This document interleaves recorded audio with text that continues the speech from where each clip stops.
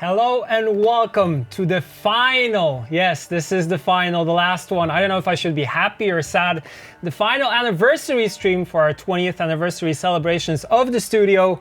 And today we're talking Rogue Mage, yes, and we have Adam Biedrowski, gameplay designer, with us. How you doing? I'm great. A little nervous, but...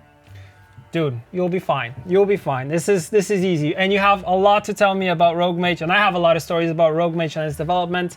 But for those tuning in, remember, if you watch this stream for at least 15 minutes, there are Twitch drops which are enabled. So if you link your GOG account, you will be getting the Rarug avatar in your multiplayer Gwent. So yeah, link those accounts up, watch for 15 minutes. I think we'll go for around an hour, so that should be easy.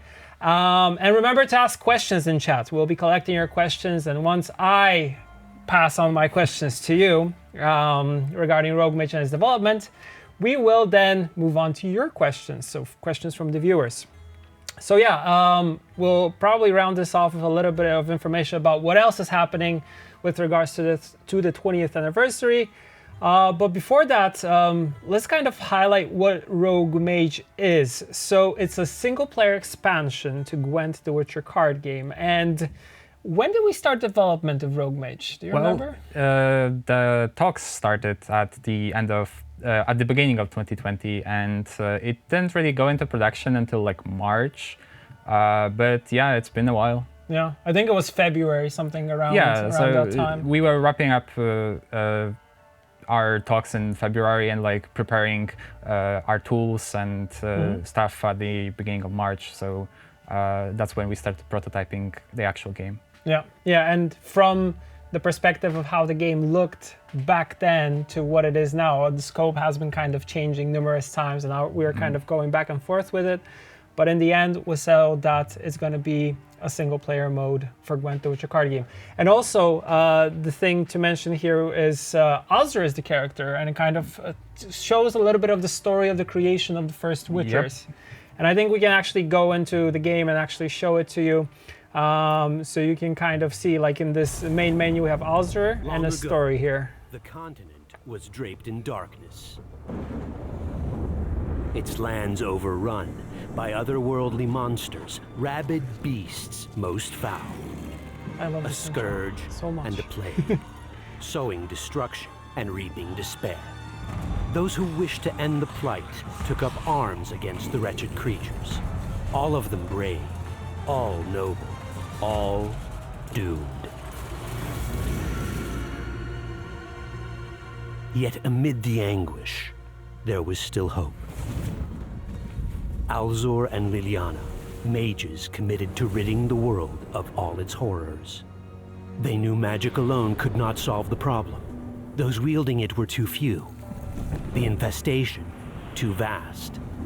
And so they turned to science, envisioning a way to use mutation to their advantage, to create exceptional beings without fear or weakness. Their bodies imbued with the very essence of the beasts they would vanquish. Yet, for this, Alzur and Liliana needed to deepen their understanding of mutagens and turn theory into practice, no matter the terrible cost.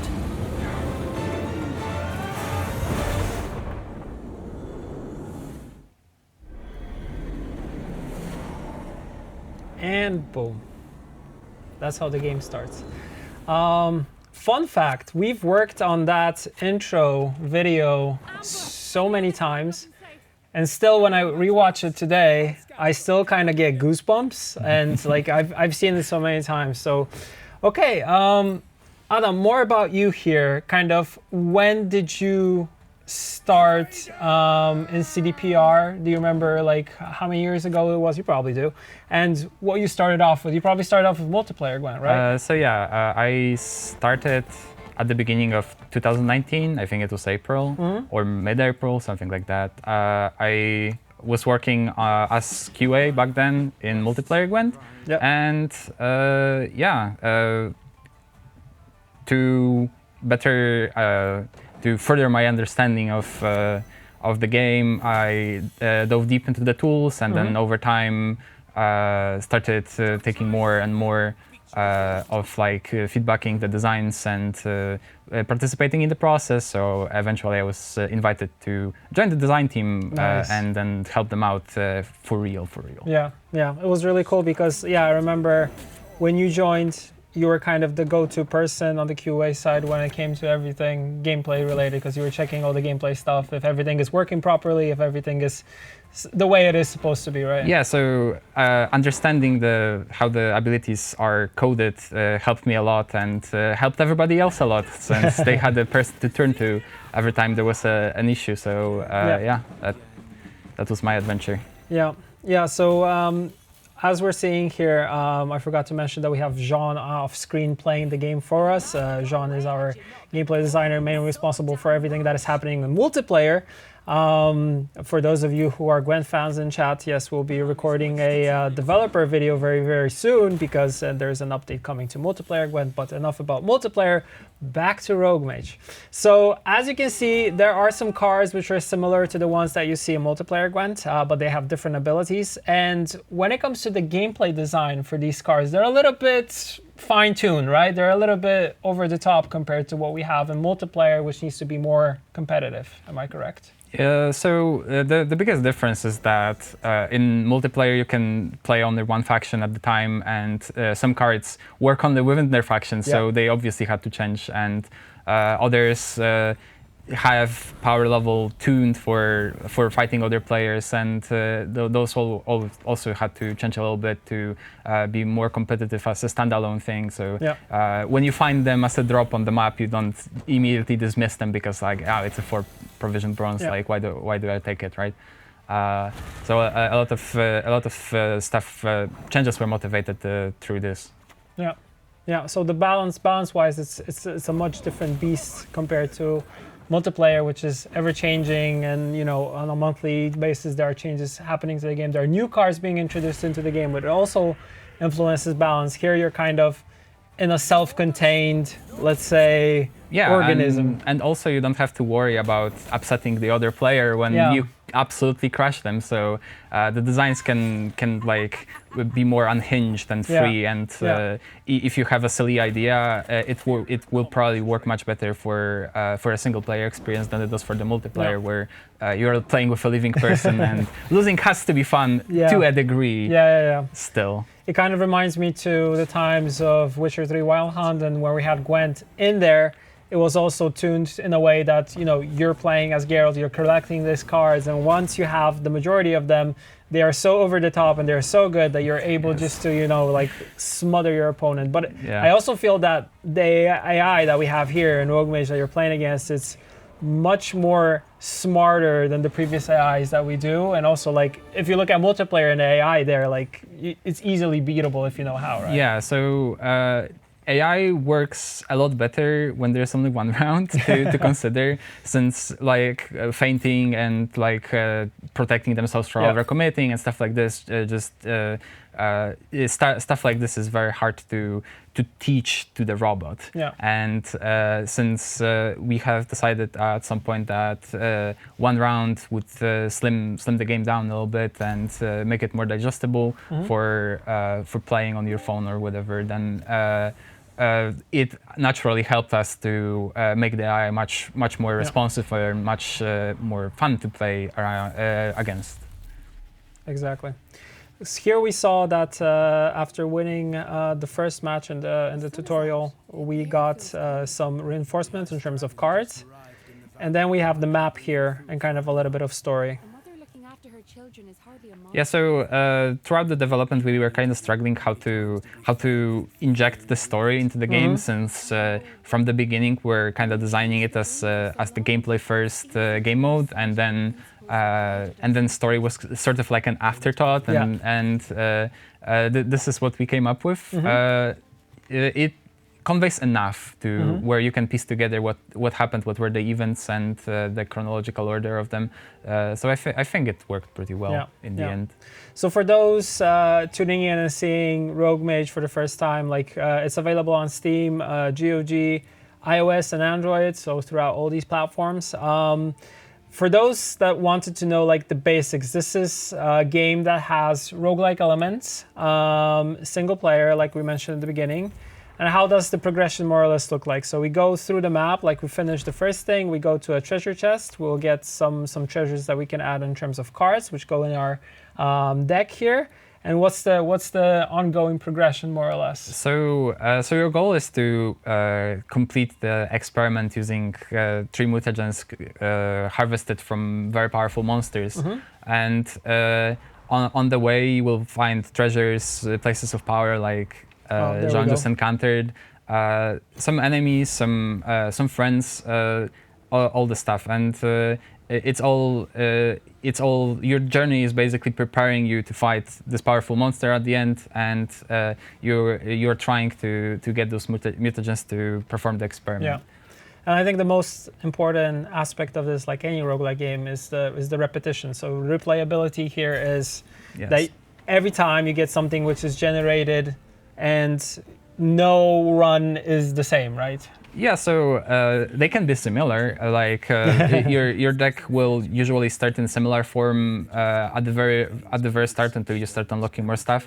But as you play, the options will expand, and so does the difficulty. Since you will Like big boss.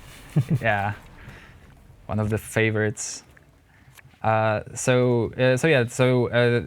Just as your deck will evolve, the difficulty also spikes up a little bit, and yeah. So the AI gets smarter and it gets harder to go against. It gets sillier abilities, and as you go on, like Necker is a pretty basic enemy in the Witcher. Mage Alzur shouldn't be struggling too much with it, but they can still catch you off guard. Yeah.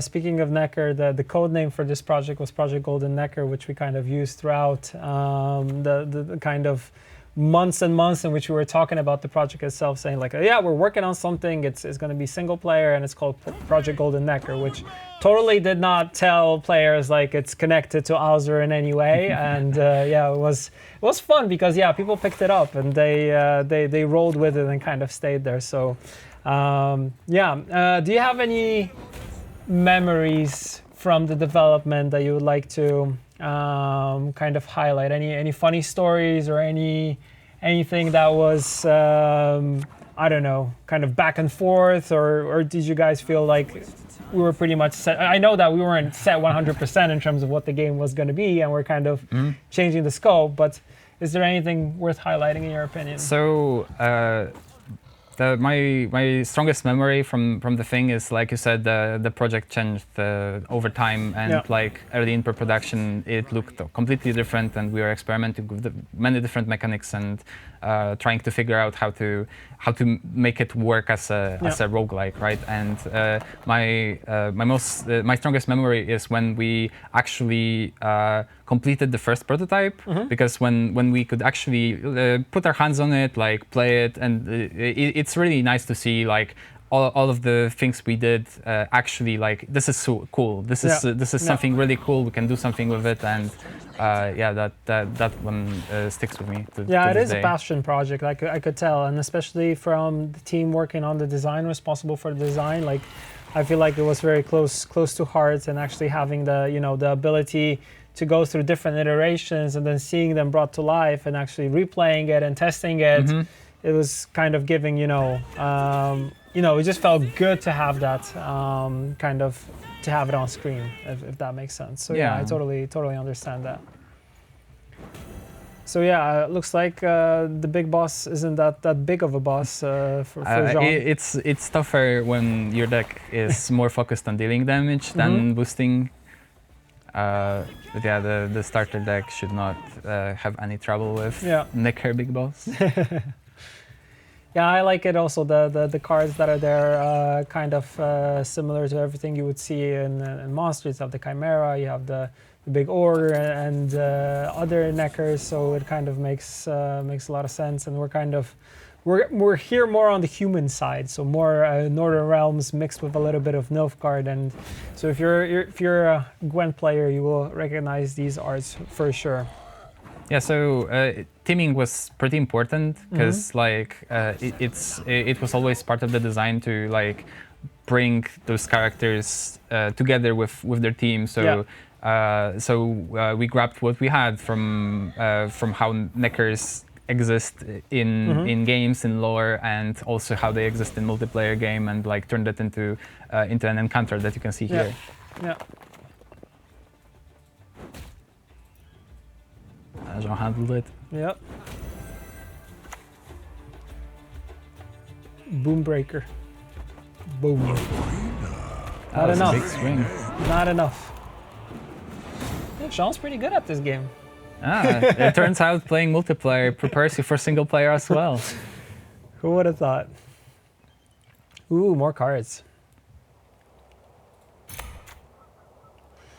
Okay, when it comes to the overall process of design, I know how it looks more or less for multiplayer. How did it look here in terms of like starting off, let's say you have a whiteboard and you're starting from zero. Like what do you start off with like as a designer?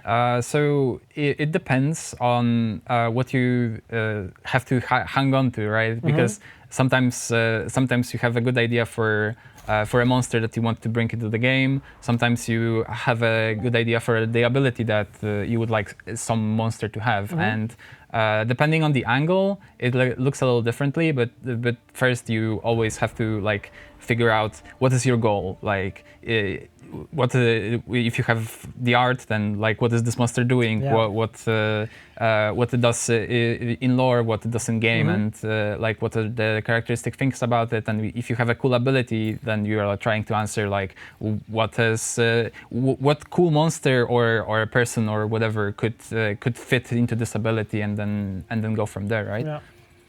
Yeah, we also have in between these little encounters that we have within the game that you hear the trickster asked us a couple questions that we had to answer. And based off of that, if we answer the riddle correctly, we get something. So there's also these little fun things that kind of give you more flavor to your run and kind of to the story itself. Yeah, so events and places of power are kind of like breaks from never-ending combat that goes on otherwise, and they can, like you see, they can be beneficial. They can make you lose something. It's all random in the spirit of roguelike. Yeah, here we could help out the merchant if we did. We got this girdle, so that's also pretty cool. Ooh, assassin is our next opponent. Watch your back. Exactly. Hard one. Yeah, this is a hard one. Yeah, that's what I noticed from the brief tooltip that flashed on screen. Yeah. So yeah, you said you start with the basics, so it's either an art or it's like a direction, something to hang on. After that, once you think about an ability, you playtest that ability, right? I mean, our system makes it fairly easy to implement stuff and test them live, so we don't have to wait for anybody to tell us whether it's okay or not. And so we just implement the stuff, play with it, see if it works, see if it doesn't. Maybe it's completely fine, maybe it's too weak. Like it starts from an idea, and like iterating on it, like and play, like getting your hands on it as soon as possible. Helps a lot with the process. Okay, so then you go through iterations. Probably there are some changes in between it because you're testing mainly amongst yourself, or you also have QAs come in and help out with testing stuff. So first iterations, when you just have it on your personal editor, stuff happens just with yourself or AI, and like you're trying to determine whether the idea is worth carrying forward or not. But then you just push it to everybody, like let everybody else see what is it about, and everybody's feedback is very valuable in the process. And if somebody feels like this could be done better, or like ideas like this never die.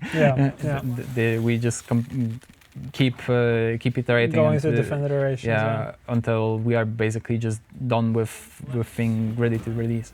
Yeah, that's also what I like about the design process. I feel like everybody in the design team is close enough and is in such a camaraderie that you're able to critique each other work without other people taking it, like, of course, personally. That's one thing, but the other thing is also the fact that you're able to bounce different ideas of one another. And I feel like you all are kind of like this rowdy bunch that is from different walks of life, play different card games in their life, and they're trying to, you know, bring a lot of cool ideas and kind of put the whole thing together. Yeah, so everybody has a different perspective, and some people favor different play styles, obviously, and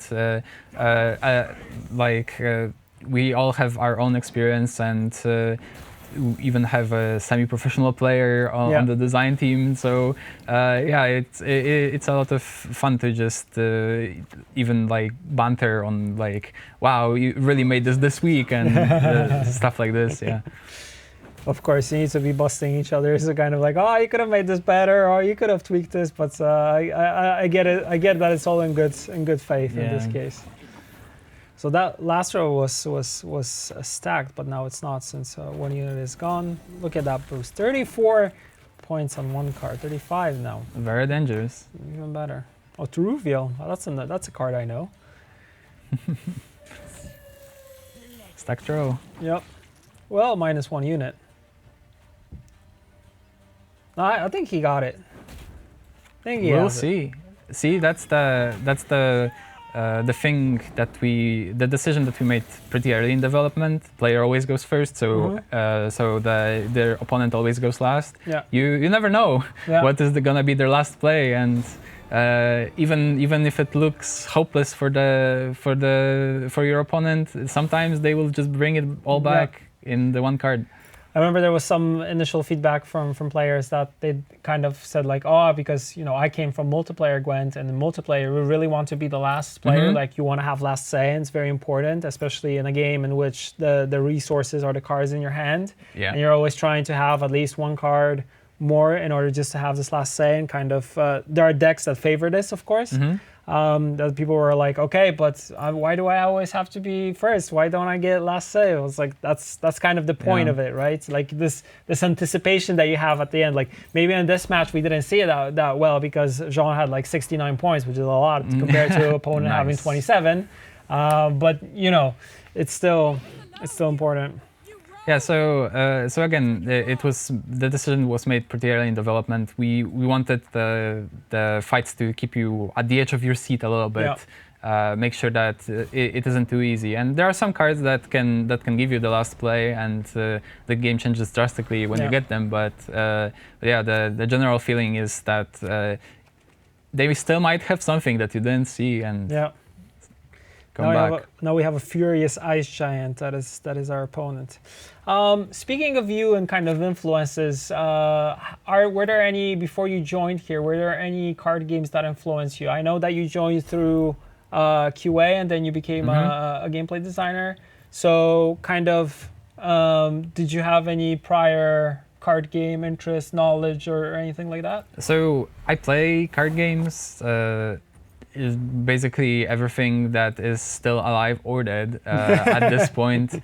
Like Might of Magic Duel of Champions is not a game that exists anymore, but played that back in the day as well. Nice. So like I played a lot, and obviously I think I played more roguelikes than card games. So, oh, really? So my experience... So you're the perfect fit for this. I just happened to be a perfect person at the perfect time for this idea to be brought up and into the development, right?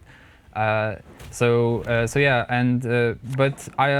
when it comes to designing for Gwent, it's kind of very hard to take inspirations from other card games because of how it's so unique in how you approach the game, because most of the games have like life points and you are trading blows with your opponent, and no going phase, no mana system, nothing like that. Yeah, so here you are basically just like trying to manage your resources, bluff your opponent out and stuff like this. It's less pronounced in the single player because there's only one round. You can't just like pretend you are overcommitting or whatever and bluff your opponent out, but this aspect is still like very strong, and it's very hard to just take something from another game and just translate it one-to-one into ours. So I'm always designing from like the Gwent's perspective first, and like trying to narrow down the themes and stuff for the things that I'm trying to make, and then maybe look into other places and see how they have solved it. Yeah, but I'm happy that you mentioned that the gameplay style here is very unique. It's very different. Like resources based off of cards. I feel like a lot of players, whenever they start playing Gwent for the first time, is something that they really need to understand. Like, of course, you have powerful cards in your hand, but since there's no mana curve or anything like that, you shouldn't be like playing those cards. You should be kind of one after the other. Yeah, you should be kind of thinking about what your game plan is and not overcommit, because I've learned the hard way, like if you overcommit and you play all the good cards like in the beginning, then you're like, okay, what am I supposed to do? All of them are on the board now. And I draw into something and I don't know what I draw into. Does it have synergy? Does it work? If it doesn't, then you're pretty much screwed there. So I feel like Jean's pretty good. Like look at him go, 79 points. I feel like that's a nice cushion. Yeah, he's building the advantage pretty well. Yeah, it's still pretty early in the game, but he's doing quite well.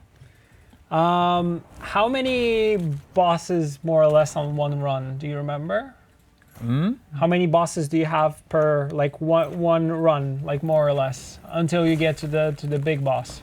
You mean like fights, encounters? Yeah. So it depends on which road you pick, because like it's the nodes are random, so you can end up playing on every node that you encounter, and sometimes you will just have a streak of like events and stuff, but like you generally have like 6 fights roughly before you get to the boss, so you can't avoid fighting altogether, so you have to test your deck sometime. Can't go full pacifist mode in this case, no way. Okay, so that's another boss out the way. We're breezing through here. Only one way to go. He wanted the treasure first. He didn't want to play. So excited for the treasures. You need this. You can transform your card. Yay. It's gonna be.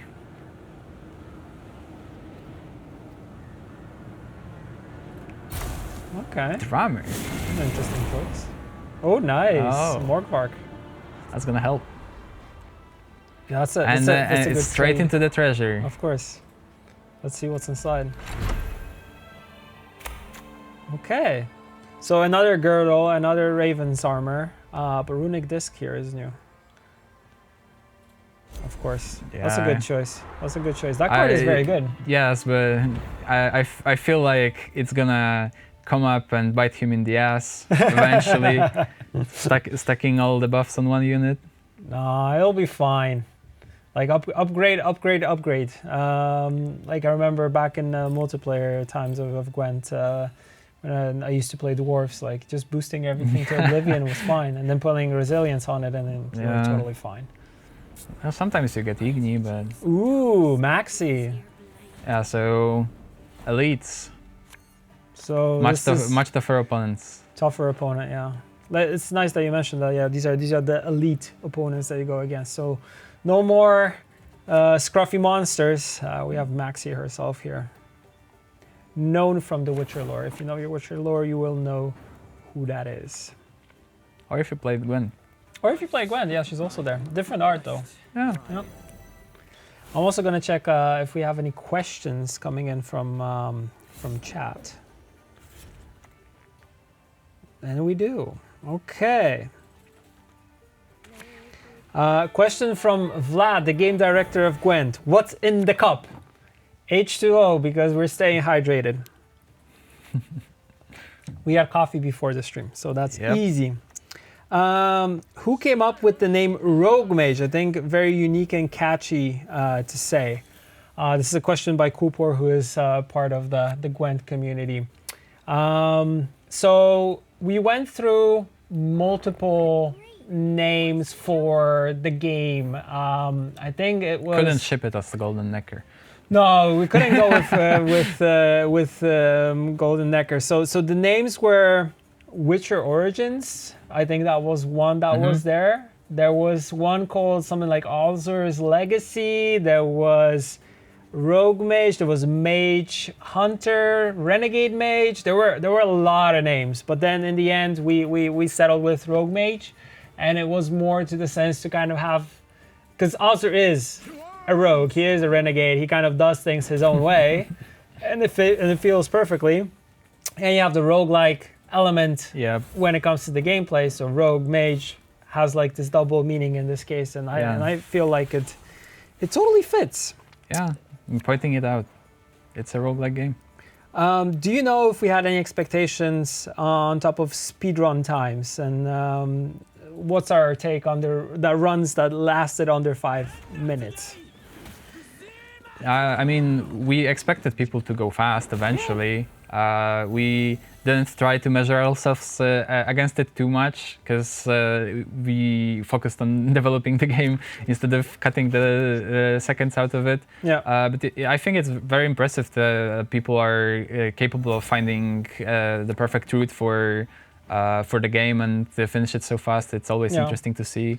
Yeah, I think it's more of us being kind of here like open-minded and kind of seeing like where players will take the game itself. Like we design something, we create something, and then we give it to you, and doesn't matter the way you utilize it. Like you can do fast runs, but you can also do runs which last a little bit longer and take a little bit more time. And I think it's also a learning curve aspect of it. Like you won't be just starting the game off and instantly being so good that you'll be, passing through it super quickly and beating every boss without any problems. Yeah, so there's something in it for everybody. If you like going fast and seeing the game like breeze past it, no problem. But we wanted to make sure that everybody has some has a play style that they could exercise in the game.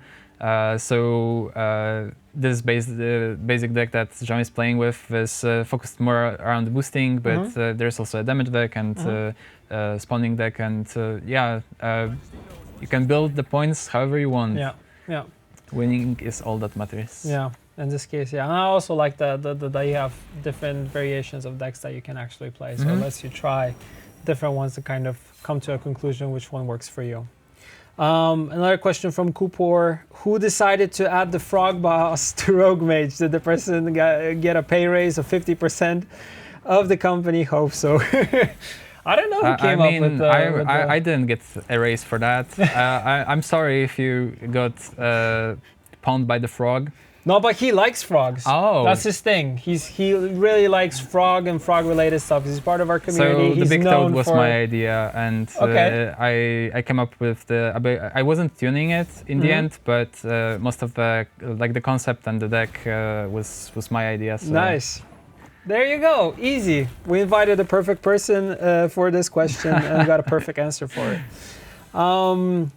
Did we ever consider doing a daily run system or at least seeded runs? I think with the amount of resources that we had, I feel like there was an idea somewhere there, but nothing that we could implement in time in this case. Yeah, so it's a very cool idea, and stuff like Spelunky and stuff like this I'm a fan of like testing how you do against other players and stuff like this. But the leaderboards that we have was basically all we could have done with the resources that we had. So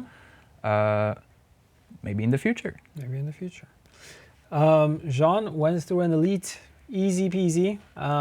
Is probably going to be picking up a Reynard card here. Reynard, you might remember from Thronebreaker. We also did a 20th anniversary stream for Thronebreaker where we had Seb on and me. Also really cool game for those that want more single player action in their life. That one more story driven. Yes. This one more definitely. Replayability and gameplay driven.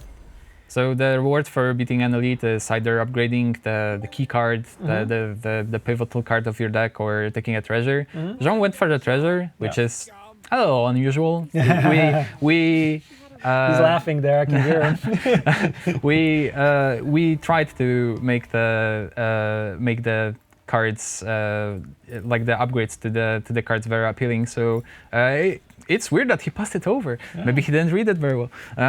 No, he was looking at it for quite some time. Ooh, Avalanche. Oh. I really like that previous art we saw of Alzur like being going full power. Kind of reminded me of him going like Dragon Ball Z, you know, another evolution in this game. But that was an unstable place of power. By Seren Shirin, did I see that Pafko is having a resurgence in some movement Squaretel decks? Pafko forever. I agree, Pafko forever, but Pafko needs a buff. And yes, for those, Jean is saying no, but every Friday on the balance meeting, I am going to be saying that Pafko needs a buff. And thankfully, there are people in this community who understand this, that Pafko needs to be better. For those of you wondering why Pafko is a card that has an art which resembles little old me. That's why we're mentioning it. Yes. Will we ever get a sorta single player mode? So sorta or really single player for a standalone Gwent where we can grind stuff. Doesn't have to have a campaign or whatever. I feel like I mean, if you look at our journeys, it's kind of the place where you can play and grind out stuff in terms of, like, it's an alternative progression system that lets you get different things in terms of like skins, cards, avatars, borders, so anything that you'll be using in multiplayer, and also resources, which you can use within the game. So that's kind of our avenue for those things, but making a separate mode that is there just for getting vanities, if I understand correctly, would be kind of maybe they just want to complete their dailies in single player, but maybe it's just having more quests and more nodes and stuff like that. Maybe that's that.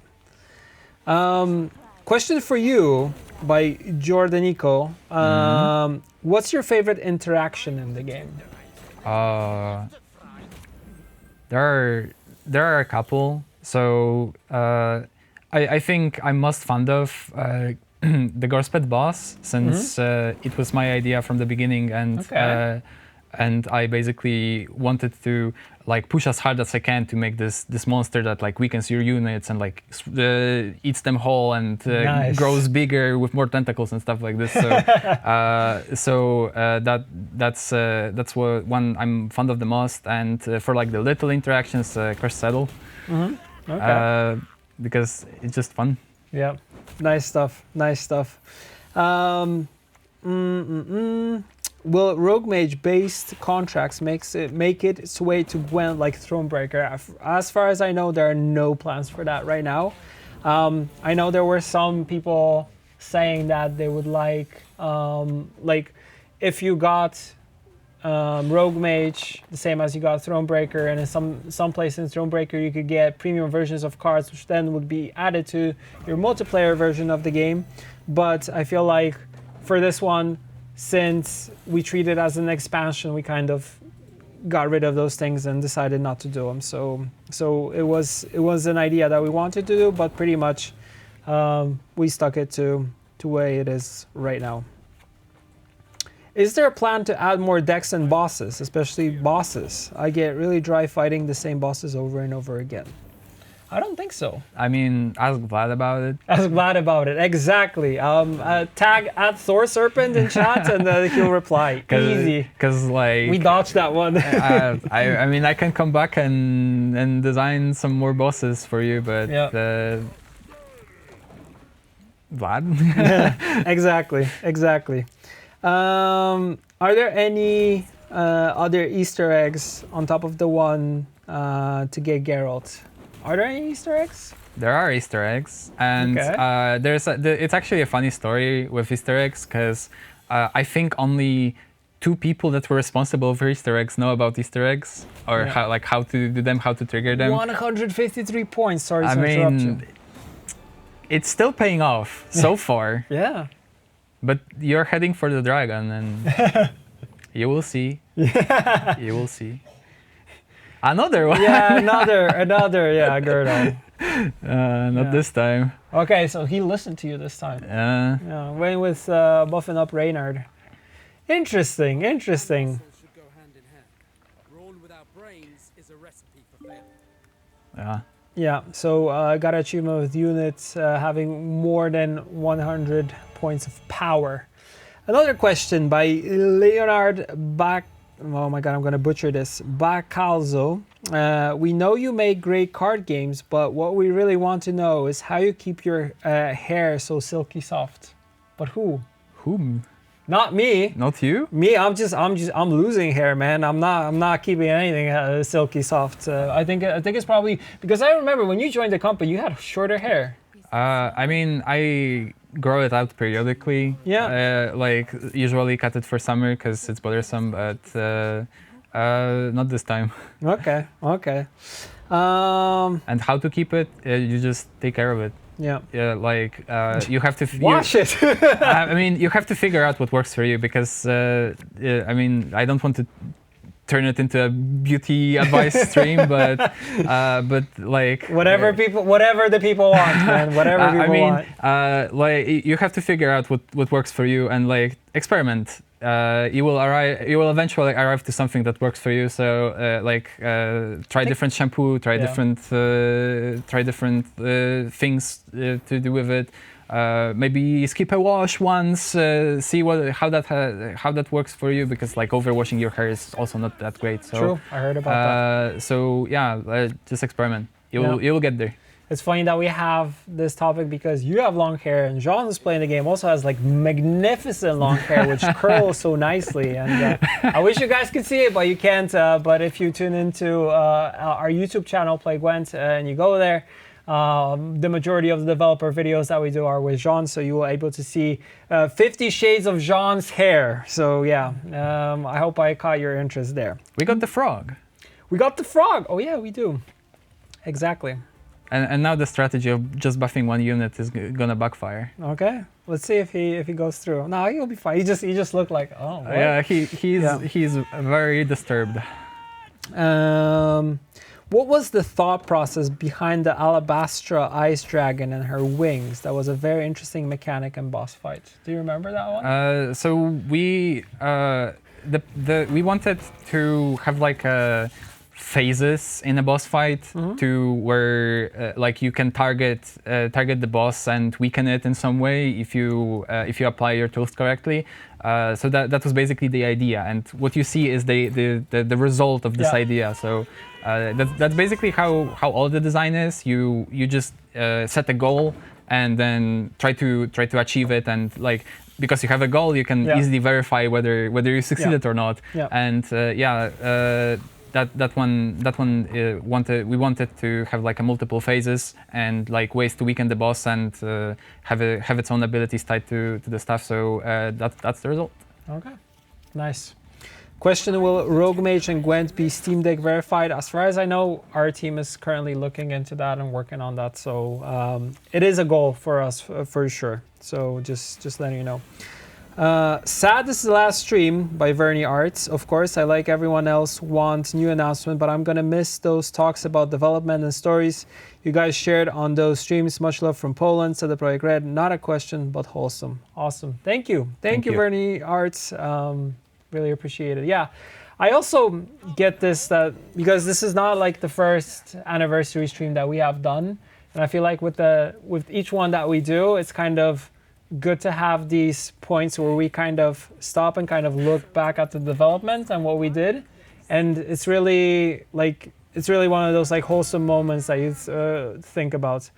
You were laughing because he's getting his something handed to him. I mean, he's saying everything's fine. We'll see. But yeah, I see see that the boosting isn't doing that well. I mean, boosting is kind of weak against poison. So that was a big swing. Yeah. But he still has a curse in his hand. Yeah. Catervin, more poison.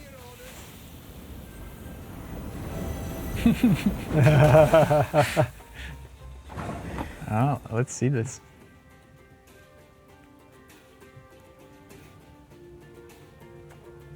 Because of the curse, the opponent is gonna have 2 last place, and that's not good. Yeah, it isn't ideal. And Gonna point out unicorn. that Jean currently has 56 energy, that he's probably hoarding for the boss, and that might not be the best strategy at this point. Another question, can we expect some of these amazing hours to make their way into Gwent, or were they made exclusively for Rogue Mage? That is a good question. To be honest, I don't know if they will make their way into multiplayer Gwent. I feel like we're known for keeping like all these assets and reusing them in multiple ways, so I would not say no to that, but I also would not confirm it 100%. At Thor Serpent once again, so Vlad can answer that for you. So we can once again dodge the question. Jean is looking hopeful. The frog still has the ability. No, he's good. Made it. Made Yeah, it. but still, it had like a. It was way closer than usual. Yeah. No, but still, the cushion was there. Like the cushion was there. Giant Toad is gone. We're breezing through today. It's good I'm not playing because we would be losing a lot. Can Rogue Mage or Gwent eventually have multiplayer versus AI opponents? I feel like Rogue Mage is like, well, not multiplayer. Because you can't like. As in like co-op? I would think it's co-op. So having like two people play or three against one, but that's like, I don't know if that would work. Like it would need to be a separate game mode in which you queue in with another person to take on a boss. That would make sense in a way, but that feels like it's totally separate game by itself. That sounds like a beginning of another Rogue Mage. Yeah. I feel pretty much like a multiplayer Rogue And that's Mage. how Rogue Mage started. It's like we want some single player content for Gwent. Yeah. Wouldn't that be cool? Yeah. Why don't we make a roguelike? And here we are. Speaking, Alabastra the White Dragon is here. Well, this is gonna be a tough one, right? With this deck, yeah. I really like that we brought the triple arts here. It's really, really cool. We have a Frozen Adventurer. Well, that's gonna be interesting. Banish self, counter 2. Okay. This is gonna be a tough one. Occupies your board Yeah. until you get rid of it. Question from my friend Watchflake, our Gwent caster. When did Pavel get so handsome? Oh, stop you. Thoughts on why treasures were added and which do you like the best? Favorite treasure? I mean, saddle, I mentioned it before, but also we wanted from the beginning to have like a batch of very powerful cards, like we didn't want the player to just play exclusively with very game-breaking cards, but it's fun to just grab something that like the belt, the girdle that works very well with Jean's strategy. We saw a unit reach like 150 points. So yeah, the cards, we wanted to put some very powerful cards that you don't necessarily will see in multiplayer, because they are just broken. But yeah, and that was the idea behind it. Yeah, I feel like treasures were kind of something that we really wanted to have in the game because it enhances the gameplay aspect of the whole thing and kind of the storytelling, as well as you kind of upgrading your deck and kind of progressing, and with every run you run into different things, which kind of makes the whole thing more interesting to play. I think it's just another layer. And also the kinds of treasures you get change drastically how the run looks like for you. So Jean is all-inning on boosting one unit right now, but could have played completely different depending on the treasures that he got. I think in the previous one he was kind of like distributing points in a way where everything doesn't go to one unit, because you're afraid of the poison. Like if you put everything in one thing and it gets poisoned, then but once again he's playing against an enemy that can very quickly dispatch of the units that are stacked with points. And we see Alzur going full Emperor Palpatine with the with the thunder out of his hands. Really, really cool move. Looking good. Ice Elemental. It's a construct. Construct archetype in Gwent. Questions about Gwent are allowed? Of course they are. If there are any planned ways to play seasonal against friends. I don't know. There were some questions. There were some like ideas floating around to have that, and I know it's been something that the community has been talking about for quite some time. So this kind of has been something which is prevalent. I don't have a full like 100% yes or no answer though for you. I mean, it's in truly Gwent fashion. Ideas never die. Yeah. They are there somewhere. It's just the team is constructed of. It's kind of small, but it's all full of passionate people, and sometimes it takes time before we get to each idea. Yeah. Yeah. True. Yeah, I feel like nothing ever goes out and goes to waste pretty much. So he got rid of one wing at least. So yeah, that's progress. That's a bonus. But we have the Winter Queen there. She's and we have the Kara card, which is a well-known meme within the Gwent community. So how do you see his chances here? He is controlling the units that. So the fight is centered around the freezing status. When the unit is frozen and then gets moved around, it just evaporates and clutters your board. Yeah. Like that. Yeah. So he's doing pretty well in like playing around that so far. That placement though, why put that Wild Hunt guy and ruin the art with the wing? I mean, sometimes AI, get your stuff together. Sometimes AI is unpredictable. Yeah. Are we going to see more of Alzur and Lily in the future by Queenaz? Oh. No spoilers, but if anything, just Alzur. Okay. I didn't know that. Okay. Moving on. Are there any unexpected or unintended interactions in Rogue Mage that you saw players discover that you didn't see? I don't think. I also don't think so. I mean, in the testing phase, there were some weird interactions, but I remember those were kind of like. I mean, steam rolls through them. We want people to do silly stuff with the cards, and that's kind of the point of this. Yeah. mode. So in playtest, when we discover something that works in a way that isn't supposed to happen or whatever, then we just bring it up and does it look cool? Yeah. Okay. Leave it there. It's just fun to. Again, this is playing against the bot, and I tuned AI a little bit. I didn't find any emotions in there, so you can't hurt it. Yeah. So exactly. It's fine. It's fine if you make a board. Your board have thousands of points due to some interactions, and it's once in a while. It's okay. Just not always. Yeah. Yeah. Nice. Will there be ever a Gwent trading card game? I think someone means like a physical one. I feel like the way we have been developing Gwent and kind of our focus is mainly digital. It's not physical in this case. So I do not foresee it in the near future. I think Witcher 3 Gwent version exists as there were decks that were added to a limited run of a boxed edition of Hearts of Stone and Blood and Wine. So there were 2 decks per edition. I have one of those. Yeah. I should still really have all of mine somewhere, but yeah. Those are probably very hard to find by now. They're very hard to find because it was a limited run. And I remember like back in the day, like a couple of years ago, people were selling them for like crazy amounts of money. If you have crazy amounts of money, you might still get it somewhere. Yeah, but it's a different Gwent. It's more similar to the one that you have in The Witcher 3 compared to what we have It's exactly right now. the same as in Witcher 3. Yeah, so it's archaic compared to what we have here. So keep that in mind.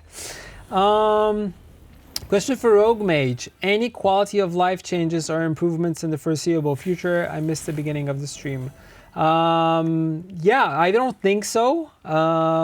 Apart from maybe if we find anything, I don't know, after this time, which was, I don't know, game breaking or problematic for players, and any like weird reports that might be coming in, then yes, we would.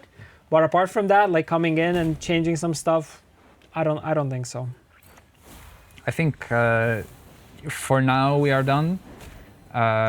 just trying to keep it running as smooth as possible for everybody. Yeah, exactly. Ooh, Frost Breath. He has a nice point cushion here, but things will change rapidly. He's getting these nice frozen artifacts, which are beautiful. Now he has 2 belts in his hand and most of his board frozen, so we will see. Question from Close Cat. Were you the inspiration for the look of Alzur? I don't think so. I think he has like a goatee though. That's the only difference, but also the long hair, right? I sometimes don't shave, but I don't think I was the inspiration. What about playing against friends and both of them could bet some gold or barrels so the winner takes them both? Could that be possible? So like a betting within Gwent, that's I don't to be honest, like me personally, I'm not a fan of that type of concept, to be honest. Like, you know, you bet a certain amount and you play and the person who wins gets something. This kind of creates like inside betting, trading type of a deal, which for me is always kind of shady. But that's just me. You have to believe in people and that they will be using the system honestly, right? Or abusing the system. But yeah. Look, he won! He did it. Yeah. Victory. The dragon, the white dragon has fallen. And yeah, quite the point cushion here. Run summary. Beautiful. Beautiful. He did it. He did it. Nice. Quite a bit slower than speedrunners. Yeah. Slower than speedrunners, but still, I mean, managed to go through it super quickly. I think he mentioned that it's his first time playing, so. I mean, but it's a gameplay designer. It's a person that is. If he lost, we would have been very disappointed. That is so in tune when it comes to card games and how they should be played. Like the knowledge these people have is just freaking amazing. You guys are rock stars, really. Okay, that's the perfect place to probably end. But yeah, once you finish your run, you go back to the lab. You unlock some cool stuff here. And then this also influences your next run. So yeah, we are about to see more of the story. Good. If Jean could guide us through it. He's just gonna be clicking on stuff now. Nice. Experiment. Alzur and Lily, eager to see years of research come to fruition, were finally spurred to action by a chance encounter. In a nearby village, a brute of a man had been sentenced to death, yet he did not find his fate at the end of the hangman's rope. Instead, the mages purchased his life, for he was the perfect vessel for their experiment. Sure of their science, they promptly began sedating the man and flooding his veins with myriad concoctions. As expected, the subject mutated, but most violently so. His body, twisted by the tinctures, warped into a foul abomination. With newfound strength, the monstrosity broke free from its bonds. Bewildered and bitter, it lashed out in frenzied rage. Jagged claws pierced Lily, rending flesh from bone. Alzur fought the monster back, but try as he might, kill it he could not. With violent urges sated, the failed experiment fled from the laboratory, leaving Alzur alone to wallow in the wake of his failure, which was absolute. Darkness and despair consumed the mage for days, weeks, months, until eventually sorrow paved the way to a solitary purpose. Alzur would ensure above all else that his beloved Lily had not died in vain.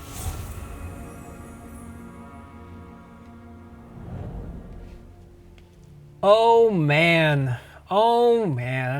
What a way. That's why you mentioned, like, if you were wondering, Alzur and Lily, or like Alzur will, but Lily. If you were wondering what happens. Yeah. So this is kind of the moment where Alzur kind of goes crazy and pretty much says that, okay, now without her, he's hell-bent on this this kind of way to create these Witchers. So yeah, one thing from chat by Giordanico, Jean is the Alzur we don't deserve, but the Alzur we need. That's a very, very nice summary. All right, everybody, this was the last stream, so I wanted to give a huge shout out to everybody who was watching, but also to everybody who was hosting this event, and so Sebastian, Alicia, Amelia, Ryan, and all our wonderful guests who came, like Adam, and spoke about their story when it comes to CDPR, but also the projects they worked on. So yeah, it's really, really awesome. Shout out to the community. If you want to rewatch these streams, it's very easy. You just go to the anniversary website, which is 2020 years of dot PROJEKT. Remember, PROJEKT, not project, project in Polish. So there's a JEK there.com. So if you go to that website, you will be able to watch every stream that we did since the first one with Marcin Iwiński all the way to this last one for Rogue Mage. And then there's also a gallery there from community members who submitted their screenshots, photos, collections, cosplay, art, everything CDPR related, which is freaking amazing. There's over 5,000 entries there, so there's a lot of stuff to go through. All the trivias about Red are also on the website. There's 3 more challenges that are still going to be happening, so you can get a limited anniversary mug, which is much nicer than this white one that I have here. T-shirts and all the cool stuff. There's also a link to the shop, the gear store. You can get these anniversary T-shirts for Witcher as well as Cyberpunk. There's a lot of cool stuff there. And yeah, the sale has run its course, but yeah, everything is there still. Check the gallery from the party, because we also had an awesome party where we invited community members here to the studio. We showed them the studio, we partied, we ate cake.